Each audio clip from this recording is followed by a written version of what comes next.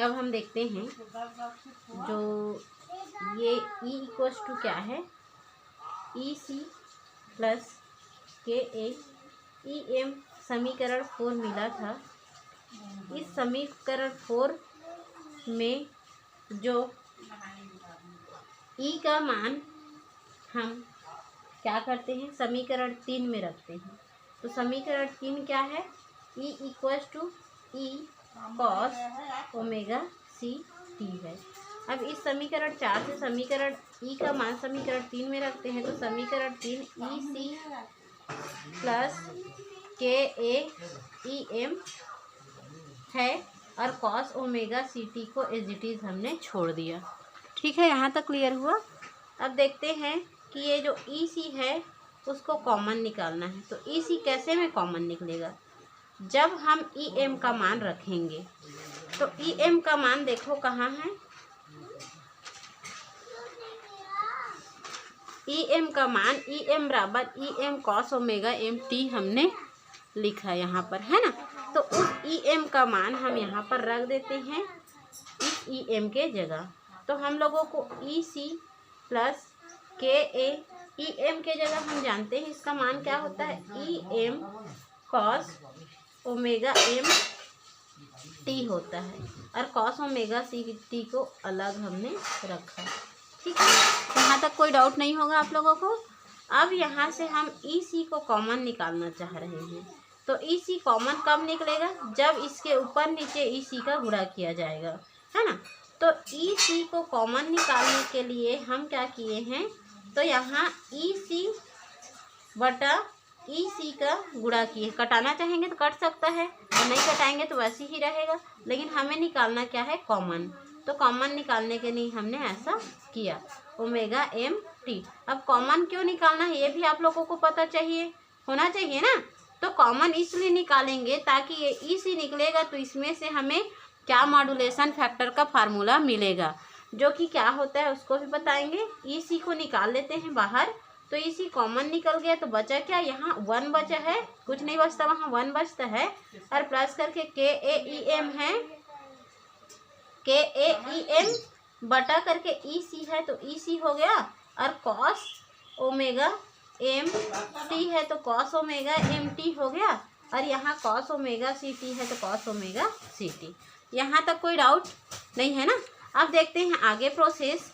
तो आगे प्रोसेस की बात करें तो यहाँ पर ये देखो, चूँकि हम जानते हैं modulation factor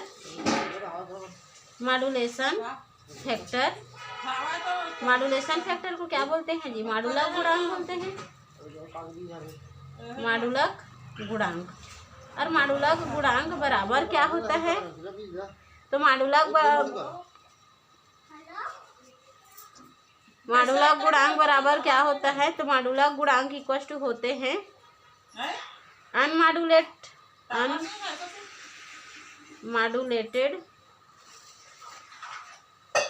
carrier wave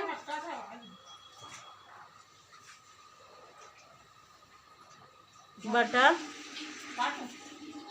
sorry ये मॉड्यूलेटेड होता है, मॉड्यूलेटेड कैरियर वेव बटा अनमॉड्यूलेटेड कैरियर वेव। ठीक है, तो हम उस मॉड्यूलेटेड फैक्टर को MA से नोट करते हैं। और यहाँ अनमॉड्यूलेटेड कैरियर वेव क्या है, तो EM है ना, मॉडुलक कंडीशन के लिए। और अनमॉड्यूलेटेड कैरियर वेव ये हो गया। और उसी प्रकार अनमॉड्यूलेटेड कैरियर वेव क्या हो गया, EC हो गया। लेकिन यहाँ यदि हम इसको एक नियतांक अनुक्रमानुपाती होती उसको यदि नियतांक को बराबर लेते हैं तो KA कोई कांस्टेंट है, तो उस कंडीशन में MA बराबर KAEM बटा EC होगा। तो इस वैल्यू को हम MA मॉड्यूलेशन फैक्टर के वैल्यू को इस समीकरण 5 में रख देंगे। तो modulation factor MA equals to KAEM by EC होता है। तो समीकरण किससे, 5 से, समीकरण 5 से। अब समीकरण 5 से हमें क्या मिल जाएगा, तो समीकरण 5 से हमें मिल जाएगा E equals to EC bracket में 1 प्लस इतना की जगह एम ए, तो ये एम ए हो गया, और ये कॉस ओमेगा एम टी है तो कॉस ओमेगा एम टी हो गया, और ये कॉस ओमेगा सी टी है तो कॉस ओमेगा सी टी को एज इट इज हमने छोड़ दिया। ठीक, और यही जो इक्वेशन है ये बताता है कि किसी भी मॉड्यूलेशन गुणांक के लिए मॉडुलक गहराई होती है। यही डेप्थ ऑफ मॉड्यूलेशन होता है, डेप्थ ऑफ मॉड्यूलेशन की गहराई, कि इससे ज़्यादा हम किसी भी सिग्नल को मॉड्यूलेट नहीं कर सकते हैं जिसमें हम इस प्रकार की क्रिया करते हैं। अब यदि आगे इसके की पॉइंट को देखें या आगे की इसकी पॉइंट को देखें तो हम मॉड्यूलेशन गुणांक के बारे में देखें। मॉड्यूलेशन गुणांक, मॉडुलक गुणांक जो एम ए निकाले हैं ना, एम ए इक्वल टू क्या निकाले हैं, के ए ई एम बटा ई सी, ये निकाले हैं। तो यहाँ ई एम और ई सी की वैल्यू जो है हम निम्न प्रकार से कैसे निकाल सकते हैं। यदि मॉड्यूलेशन गुणांक जो होती है, मॉड्यूलेशन फैक्टर जो होती है अधिकतम होती है, अधिकतम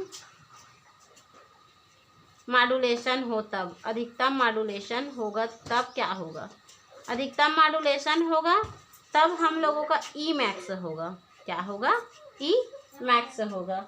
और ई मैक्स इक्वल टू ई बराबर हम क्या जानते हैं, हम यहाँ से जानते हैं ई बराबर ई सी के ए ई एम, इतना पता है हम लोगों को, है ना। तो इस प्रकार हम ई मैक्सिमम के लिए देखेंगे तो हम लोगों को मिल जाएगा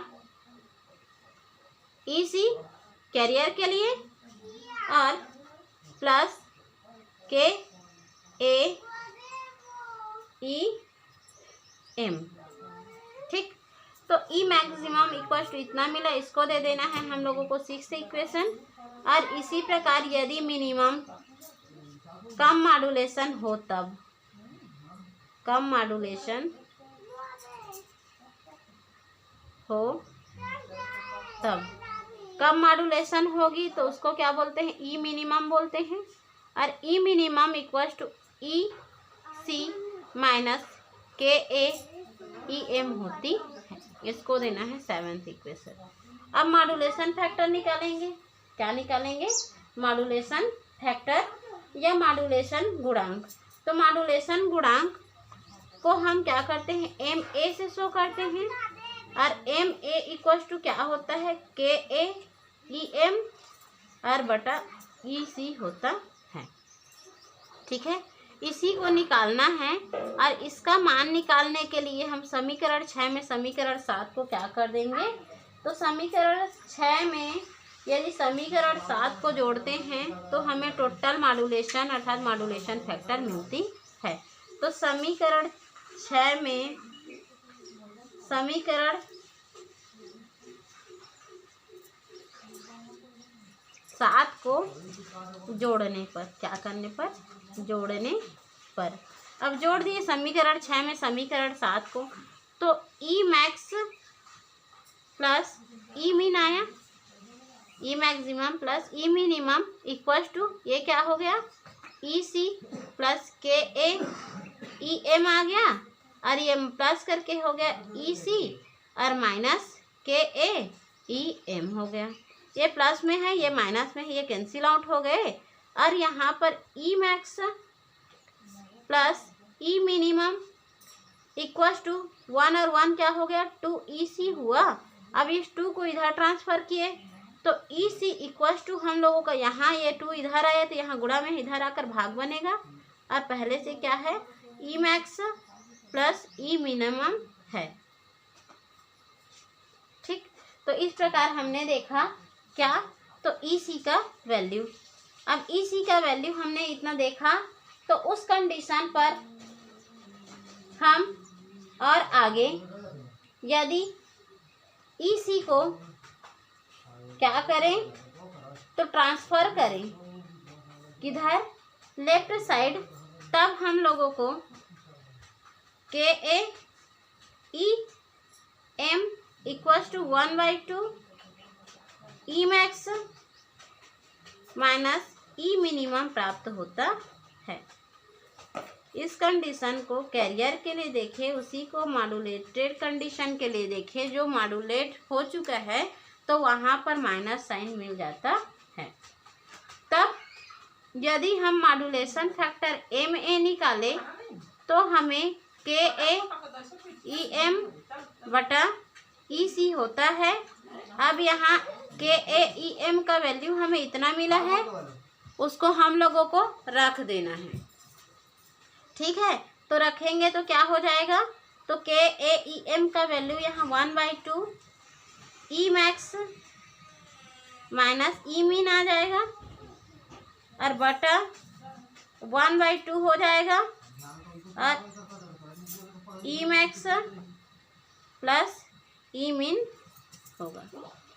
ठीक, 1/2 से 1/2 कैंसिल आउट हो गए, तो हम लोगों को बचा क्या है, modulation factor M A equals to क्या मिला, तो maximum modulation minus minimum modulation और बटा maximum modulation plus minimum modulation.